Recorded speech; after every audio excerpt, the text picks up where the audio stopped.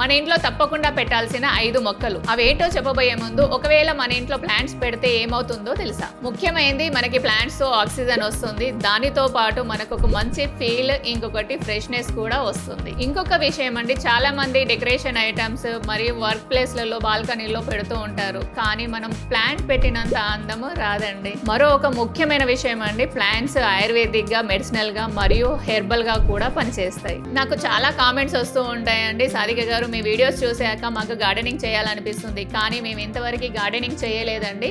Gardening మొదలు పెడితే ఎలాంటి ప్లాంట్స్ మొదలు పెట్టాలి అని అడుగుతూ ఉంటారు. అయితే ఇక్కడ నేను ముఖ్యమైన 5 ప్లాంట్స్ గురించి చెప్పబోతున్నాను. మన ఇంట్లో ఇవి ఖచ్చితంగా ఉండాల్సిందే. అయితే మొదటి ప్లాంట్ చూసేద్దాం పదండి. మీరు గార్డెనింగ్ ఫస్ట్ టైం చేస్తున్నారా?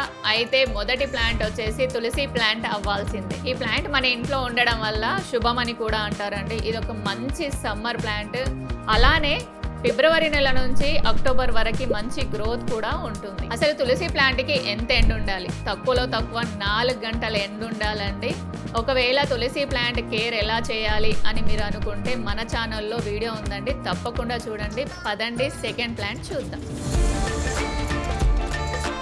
అదే అండి కరివేపాకు. కరివేపాకు కూడా ఒక మంచి సమ్మర్ ప్లాంట్ అండి. ఫిబ్రవరి నెల నుంచి అక్టోబర్ వరకు మంచి గ్రోత్ ఉంటుంది. అయితే దీని పార్ట్ సైజ్ ఎంత ఉండాలి అని అనుకుంటుంటారు కదా.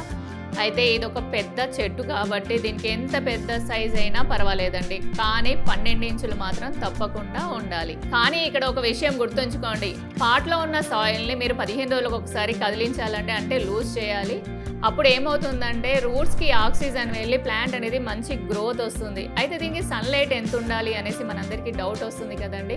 దీనికి 4 నుంచి 5 గంటల కంటే ఎక్కువ అయినా పర్లేదండి. ఇది ఎండలో పెడితే మంచి గ్రోత్ కూడా వస్తుంది. నెక్స్ట్ వచ్చేసి ప్లాంట్ నెంబర్ 3 చూద్దాం పదండి. మూడో ప్లాంట్ వచ్చేసి అలోవెరా ప్లాంట్ అండి. ఇది ఏ సీజన్లోనైనా కూడా మంచి గ్రోత్ ఉంటుంది. దీనికి ఎక్కువ ఎండ అయినా పర్లేదు, తక్కువ ఎండ అయినా పర్లేదండి. చివరికి మీరు 2 లేదా 3 గంటలైనా సరిపోతుందండి. అయితే ఇక్కడ మనందరికీ ఇంకొక డౌట్ రావచ్చు అండి, దీని పాట్ సైజ్ ఎలా ఉండాలి అనేసి. దీని పాట్ సైజ్ వచ్చేసి ఎక్కువ డీప్గా ఉండకూడదండి, కాకపోతే వెడల్పుగా ఉండాలి. ఎందుకంటే అలోవెరా ప్లాంట్ యొక్క రూట్స్ అనేవి చాలా చిన్నగా ఉంటాయి, కాకపోతే మొక్క అనేది చాలా వెడల్పుగా పెరుగుతుంది, బేబీ ప్లాంట్స్ కూడా వస్తాయి కాబట్టి. అలోవెరా ప్లాంట్ జాయింట్ పెయిన్స్కి కానివ్వండి, స్టమక్ పెయిన్కి కానివ్వండి, మైగ్రేన్కి కానివ్వండి, ఎలాంటి ప్రాబ్లమ్స్ ఉన్నా కూడా వాడతారు. ఎందుకంటే ఇది ఒక మెడిసినల్ ప్లాంట్ కాబట్టి. ఇంకొకటి ఇది కాస్మెటిక్ ప్లాంట్ కూడా అండి, ఫేస్కి, హెయిర్కి కూడా అప్లై చేస్తారు. ఇంకోటి ఏంటంటే మనం వంట చేసేటప్పుడు మనకి కాలిందనుకోండి, అక్కడ మంటగా ఉంటుంది కదా, దానిపైన కూడా రబ్ చేస్తే కూడా మనకి మంట అనేది తగ్గిపోతుంది. ఇక్కడ ఒక చిన్న టిప్ అండి, అలోవెరా ప్లాంట్ మీరు ఎంత పట్టించుకోకపోతే అంత మంచి గ్రోత్ ఉంటుంది. అందుకే ఈ ప్లాంట్ అనేది మన ఇంట్లో కంపల్సరీగా ఉండాల్సిందే అండి. వెళ్దామండి 4th ప్లాంట్కి.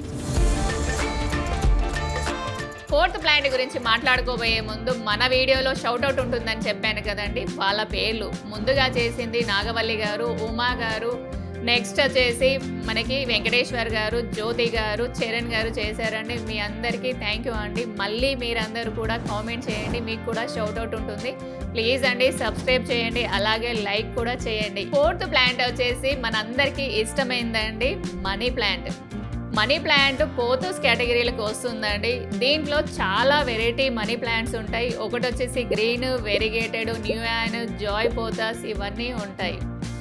అయితే ఇది ఒక టిపికల్ సమ్మర్ ప్లాంట్ అండి. సమ్మర్లో గ్రోత్ ఉంటుంది, కాకపోతే దీనికి బెస్ట్ సీజన్ వచ్చేసి రెయినీ సీజన్ అండి. రెయినీ సీజన్లో మంచి గ్రోత్ ఉంటుంది. అసలు మనీ ప్లాంట్కి ఎంత ఎండ ఉండాలి?